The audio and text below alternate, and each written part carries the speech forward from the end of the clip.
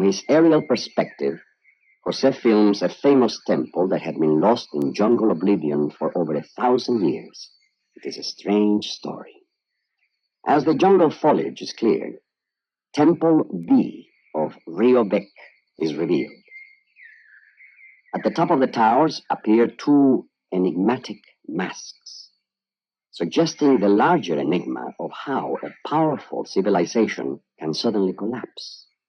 It is a question we might well consider today. The discovery of this lost temple will unfold as part 2 of our program. A lost temple rediscovered is only one clue to the mystery of a civilization that lost everything. These proud, priestly figures were the leaders of a great civilization, the Maya. 1,000 years before Columbus came from Europe, they lived and ruled in hundreds of ceremonial centers throughout the jungles of Central America. These Indians were not savages. They led their people beyond the simple village culture into the complexity of civilized life.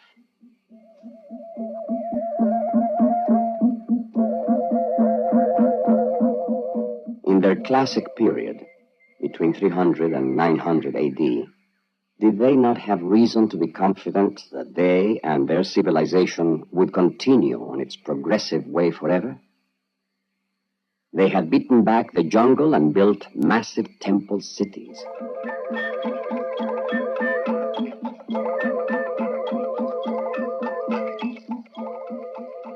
When Europe was in the Dark Ages, these most civilized of original Americans instituted a calendar more accurate than the one we use today. The Maya invented the concept of zero, developed a hieroglyphic writing system, and could calculate numbers into the millions. Maya astronomers could accurately predict eclipses and believed they could foretell the future. Until the calamity they feared most happened, the classic Maya civilization stopped. On what fragile threads does the life of any civilization depend? Must it die? Tantalizing questions reach out to haunt us all. The ancient Maya conceived that each day was a god who would use the top line to carry in the burden and the beauty of the new day. The Maya today live mostly on the Yucatan Peninsula or in the highlands of Guatemala and southern Mexico. In ancient times, the Maya flourished in a completely different environment, the now uninhabited, hot, lowland jungle called El Petén. Of the many different Indian nations, only the Maya became the masters of this rain forest, this wilderness so hostile to man and yet magnificent. There are blooming orchids of infinite variety and several hundred species of colorful birds, including the oropendula, who raise their young in high-hanging nests. There are plentiful jaguar and other wild cats. There are hundreds of small creatures who must watch out for the boa constrictor. In addition to snakes, there are large and sometimes poisonous insects and caterpillars. The monkeys are shy and hard to see. In their own leafy world are spider monkeys and the larger howler monkeys with their haunting cries. The jungle had a stimulating influence upon Maya thought and imagination. The Maya mind could move freely from this natural world into ideas of the supernatural. The serpent became a rain god in their religious beliefs. They also believed that the sun was swallowed up at night by the earth god and became a jaguar, moving silently through the darkness of the underworld. How were the Maya able to adjust to this difficult forest environment and rise to a high civilization? This is a question still unanswered. In any case, the Maya became highly organized into city-states. During the classic period, 3 million Maya lived in hundreds of population centers, including the city of Yaxchilan. Situated on the Usumacinta River in the Petén, Yaxchilan is reachable only by plane or by dugout canoe. The caretaker and his family are now the only inhabitants of this once great city. They guide Gillette Griffin, who is a Maya explorer and curator of pre-Columbian art at Princeton University. Look, here goes the snake. Look, we've got something here. At Yaxchilan, Griffin wants to examine some of the carved monuments which can be found lying face down on the ground. Wait a minute. I see something. I see something very interesting. Very interesting, with a racing light. Sí, mira. Sí, bonito. Okay, bueno. That is beautiful.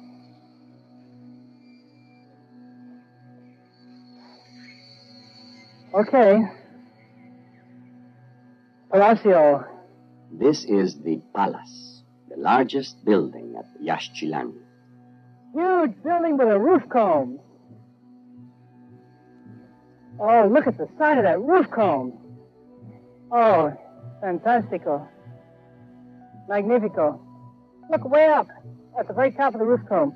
There's a great figure seated on a bench up there with one leg still in place. Never seen a picture of that upper figure.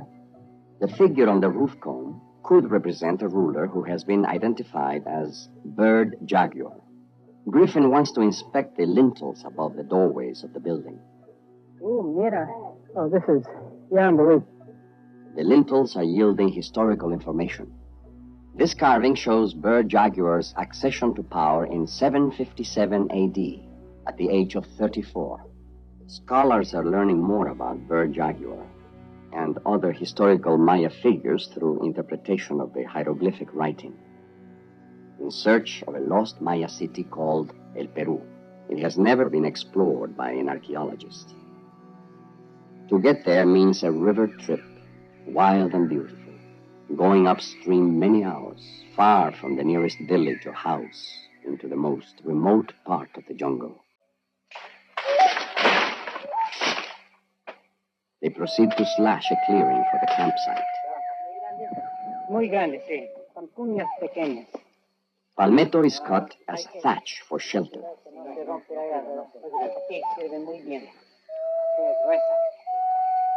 A deer is quickly hunted down to provide supper. Coffee simmers on the campfire, and there is water to drink from a vine called bejuco de agua. After venison, tortillas, and beans, hammocks are slung with mosquito netting to attempt a night's sleep.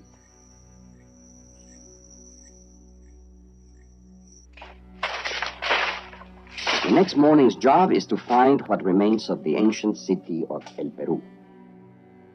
It is dense and baffling in the bush. But after 2 days searching for El Peru, Graham sees a significant stone. With an expert eye, he knows that under the green moss, this stone will yield classic inscriptions.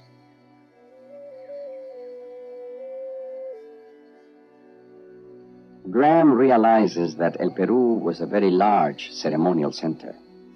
This monument was once 20 feet high, but has been cut in half. Looters have hacked it to pieces to trade in the illegal and highly profitable international art market. After further clearing, Graham finds even greater evidence of destruction by looters. Piracy, for the sake of art dealers and collectors, is decimating the wealth of the Maya heritage and hampering the efforts of scholars in reconstructing the Maya past. A shattered prize. The face that Graham puts together has the serenity and delicacy that mark the Maya ideal of beauty. What happened to cause the collapse of Maya civilization and the splendor of it? Most of what is left of Maya history amounts to a scattered body of fragments in stone, images of lost loveliness and grace. Graham is salvaging bits of history carved in stone. Like pieces in a puzzle, they may someday fit together to solve a mystery, to tell a story. Selecting one monument, Graham begins the meticulous work of scraping away the moss to reveal the inscriptions. He is working against the destructive effect of time and men, who can sometimes be murderers. On a previous trip, Graham's companion was shot to death by looters. Cleaning one stone can take several days.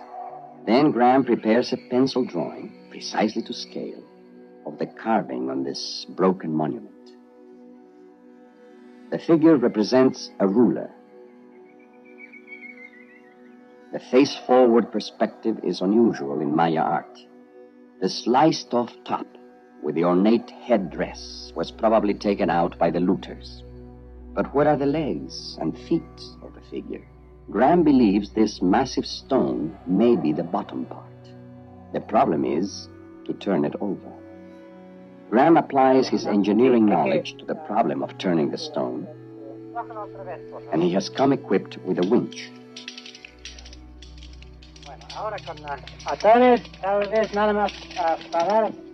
Gradually, the bottom part is turned, revealing the standing legs and feet of the figure. For further documentation, Graham takes photographs of the monument with a powerful electronic flash. And at night, he uses a generator to make light. In this way, he can draw fine details, which show up better on the raking light from a handheld source. In the Peabody Museum at Harvard, several months later, Graham refers to his field drawings and photographs in completing ink drawings of the El Peru monuments.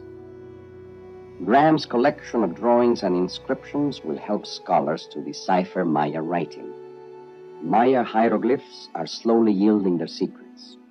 About 1/3 of the glyphs are at least partly understood.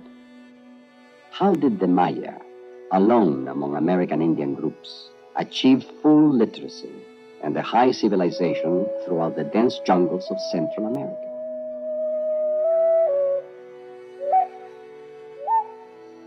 The mystery of the Maya rise and fall remains, but there is increasing evidence of their brilliant achievements. In 1947, the discovery of a place called Bonampak revealed that the Maya were also master painters of wall-sized murals. Here is a procession of musicians.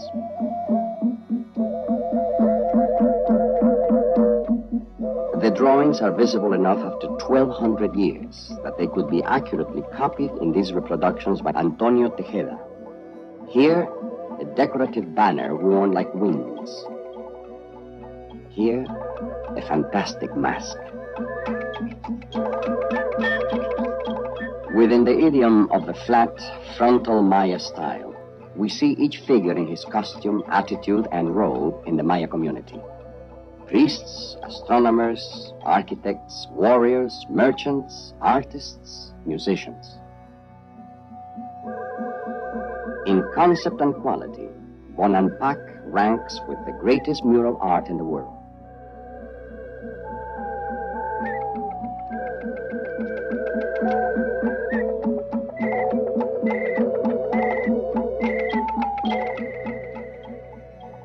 This drawing of the body of a captive suggests the mastery of Renaissance draftsmanship.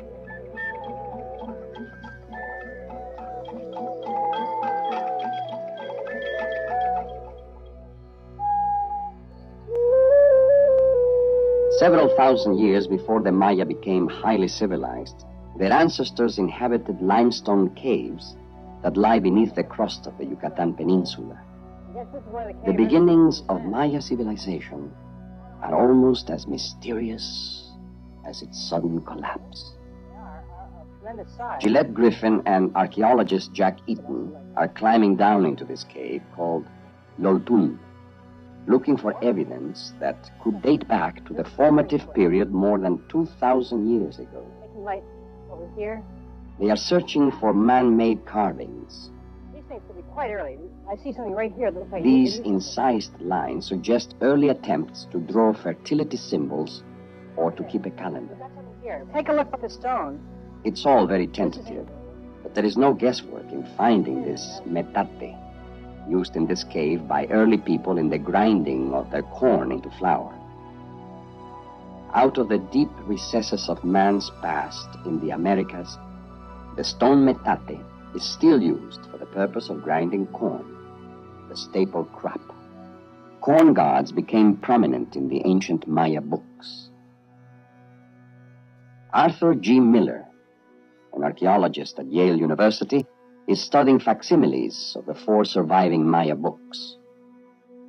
Miller believes that the origin of one of these rare books, called the Madrid Codex, can now be identified.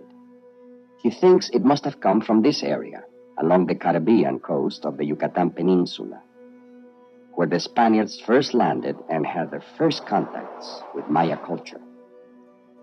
On a recent trip to this area, Miller searched amid still-standing walls and vaulted rooms.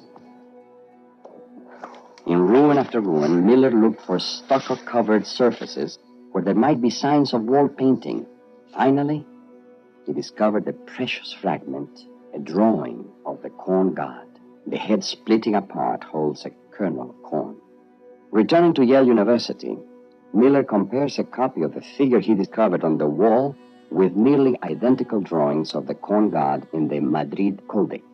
For the first time, the origin of a Maya book is strongly indicated.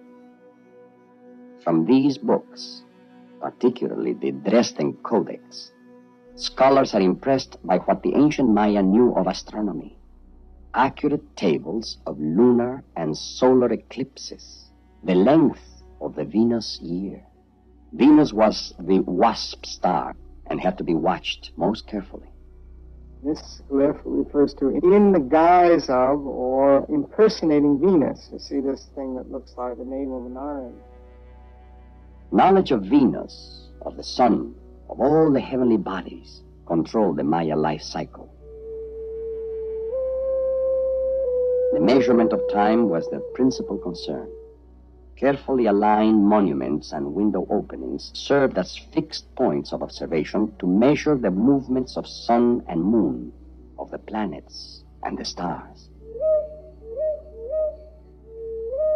With what concentration and care they must have watched the heavenly bodies, recorded and counted, conferred and corrected their calendar. With what pomp and flourish they must have prepared the people for an eclipse and other predictable events in the sky. Stone monuments were placed in front of pyramid temples like giant sundials. Thus, the priests could dramatize the course of the sun god Akinchil. Temple 2 at Tikal faces eastward toward the rising sun. Tikal was the largest of Maya cities, and there they built pyramids that thrust high above the treetops to meet the sun. The temples dominate great plazas where the people would assemble. Priestly processions could climb the stairs and disappear into remote chambers, which could have been used for astronomical studies, for religious ceremonies, or the practice of architecture. What ancient Maya drew in stucco this sketch of the temple of the giant jaguar? Tikal's temples reached for the sun, some of them more than 200 feet high. Tikal was the skyscraper city of the ancient world. Here, too, the classic civilization flourished. At Koba, at Chichen, Sayil, Chibilchaltún, and many other cities. Here at Uxmal, the Maya, free of the confining rainforest, celebrated open space with an architecture of sweeping lines and smooth surfaces. They set monumental buildings on enormous platforms. The governor's palace is the largest building in the Maya world. with the highest vaulted archways. Stucco and fine-grained limestone serve the artists of Palenque well.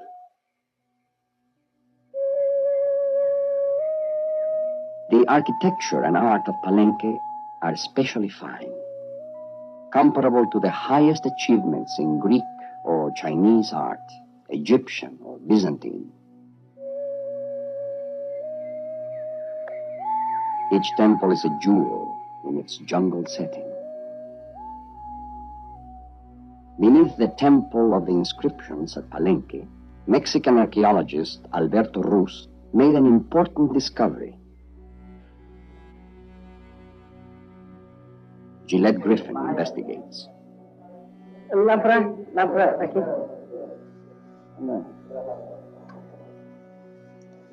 That's a beautiful construction, by the way. Beautiful construction. For 3 years, Dr. Ruz and his workers cleared debris from this massive passageway until they were able to descend 80 feet from the temple above to the base of the pyramid. Wow. At the bottom of the stairway, Dr. Ruz discovered a large tomb. Looking closer, he found an immense stone slab. It was a lid that covered the sarcophagus containing a body. Probing further, Dr. Ruz raised the lid, and inside the sarcophagus he found the remains of a great chieftain of the late 7th century, his face covered with a mask of jade mosaic and obsidian eyes. With such a rich burial, this chief was assured of a safe journey into the underworld the Maya envisioned for souls in the afterlife. On ceremonial pots found in many Maya burials, supernatural beings are portrayed who may be the heroes and lords of the underworld. They seem to be speaking and gesturing with the grace and courtliness that must have marked the life of the Maya hierarchy.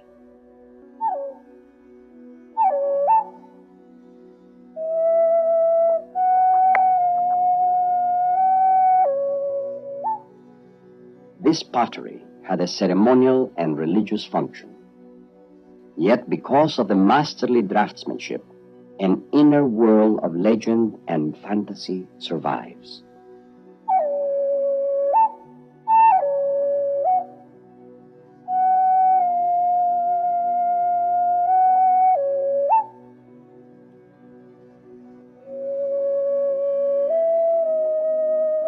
Maya pots are beautiful artifacts by any cultural standard.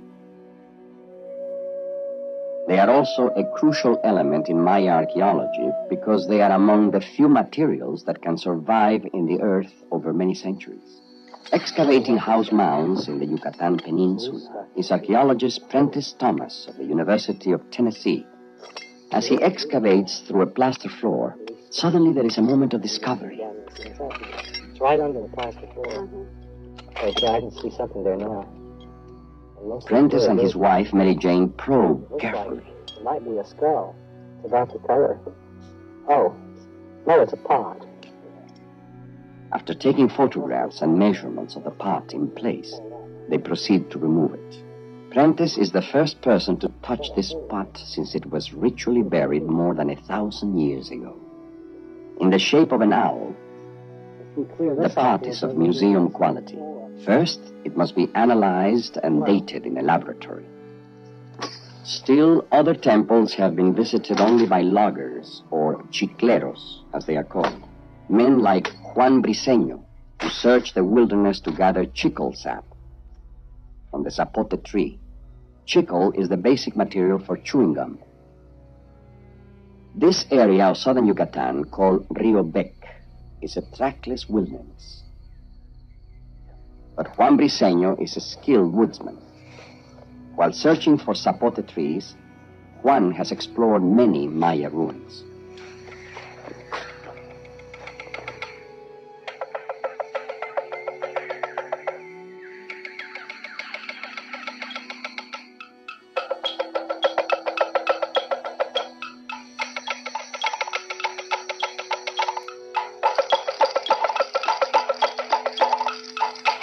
Deep in the jungle, Juan Briseño knows where to find a structure with a facade made up of profiles in stucco of a serpent's head.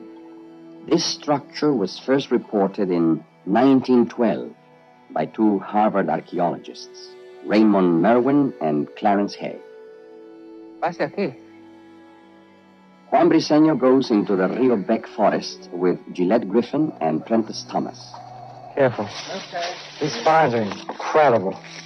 They want to see a temple that Juan discovered recently, one unknown to archaeologists. I see it. At last, they see a structure of considerable size.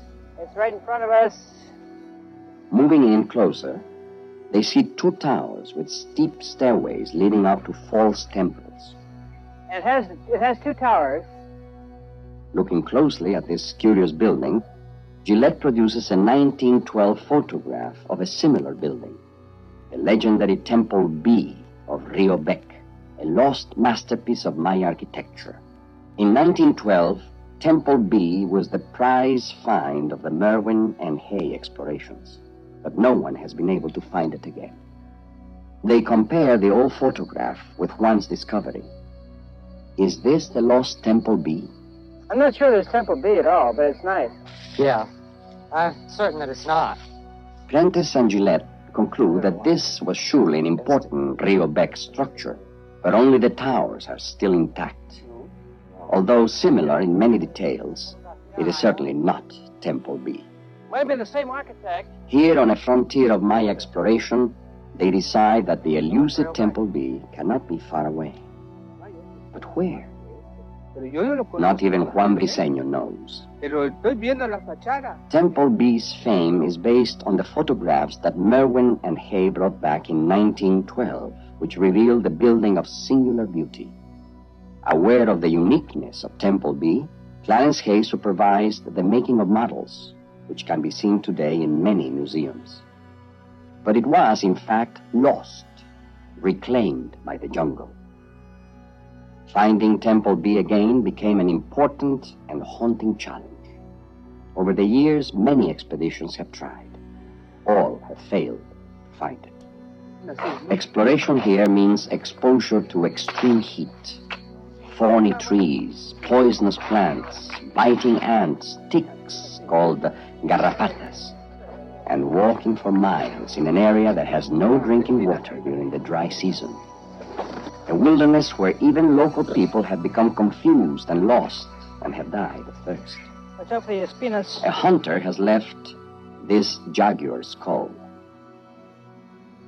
Traveling straight east, one finds his way by recognizing and marking certain trees. To climb a tall tree barefoot and do it quickly is a necessary skill of the chiclero. José del Carmen is the best tree climber in the group. From time to time, he takes off his shoes and scampers up a tall zapote tree.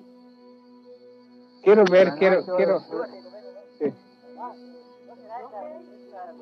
Sometimes more than 100 feet above the ground. Oh, mariposa. Fantástico. No buscamos. From the treetop, José scans the horizon for any sign of twin towers. José sees no towers, but he reports seeing a high man-made platform about 500 meters to the south. Juan blazes a marker to indicate a turn to the south. Cosh. Cosh. Vamos.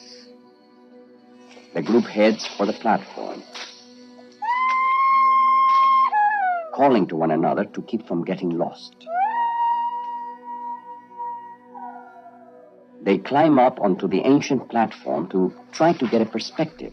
The ground has been mostly level so far. Oh, está bien. From the platform, they see, far off on the horizon line, an odd clump of trees that could conceal a structure such as Temple B.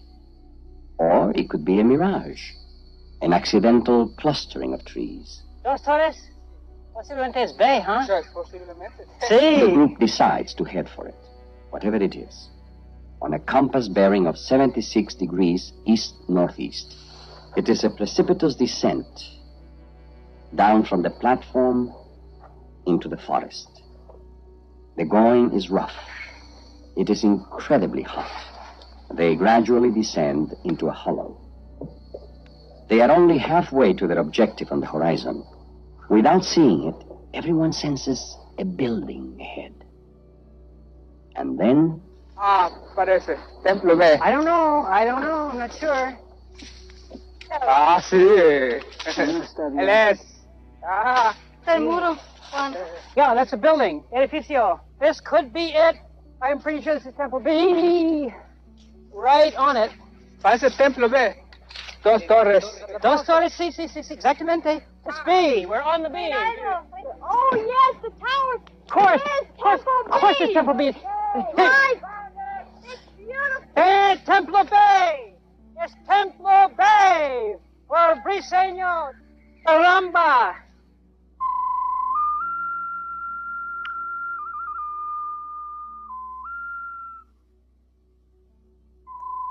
After 61 years, Temple B has been rediscovered. Front. Everybody, come on. The next concern is, what does the front look like? After 61 years, is the beautiful Temple B still intact? Cutting through the thicket to the front of Temple B, they find it completely shrouded in jungle growth. The tall twin towers with masks on top, the steep ornamental stairways, all of the individual features can only be revealed after days of difficult clearing. Late in the afternoon, on the day of discovery, the sun, Akinchil, descends over Temple B.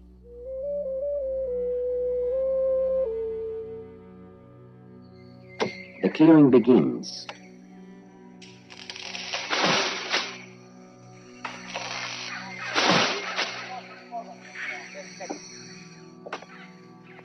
Most of the big trees have fallen in a forest fire from which the temple was miraculously spared.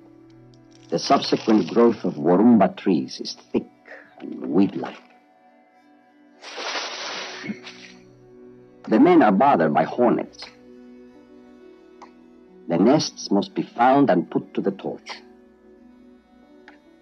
Vines that shroud the temple must be carefully removed. It is up to José del Carmen to climb the so-called unclimbable Rio Bec stairs. Is it not possible that priests in ancient times also climbed these stairs? With such a stunt, they could show dominion over the populace and the forces of nature.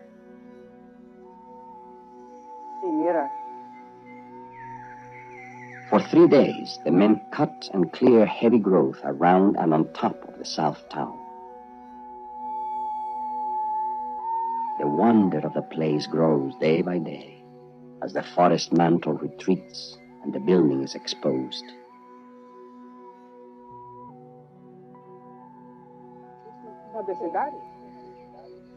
Sí, una vecindad, sí. Es muy bonito. Juan and Gillette decide to join Andy inside the building. Removing moss from a stucco wall, Andy has found remarkable drawings. She puts up a layer of clear plastic and traces images cut in stucco that are like sketches taken from life in classic times. 2 men are carrying a Maya lord on a litter. In the background is a pyramid in the style of Tikal. Oh, there it is. Prentice Thomas comes in. Oh, this is just in amazing shape.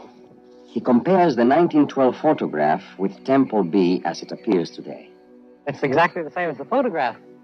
The building is still largely intact. Fantastic. The old photograph shows that hardly a stone has fallen in 61 years. Prentice believes that Temple B could easily be restored. There is reason to do so. It is among the finest of Maya buildings.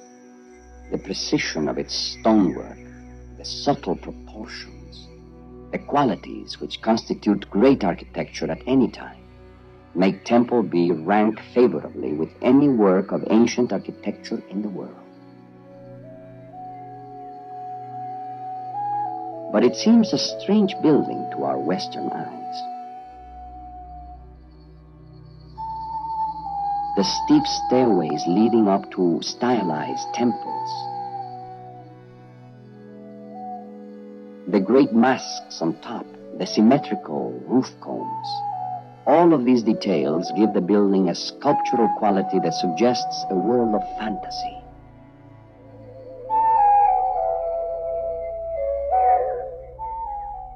After 10 days, the clearing is complete. Juan and Gillette are impressed by the masks at the top of the towers. It is then that the religious significance of Temple B begins to suggest itself. It was made to encounter the forces of the rain god, to greet the rising sun. Temple B must have been the stage for great pageantry, where priests would burn incense, create music, wave banners, light fires, and use the entire building to dramatize the rituals.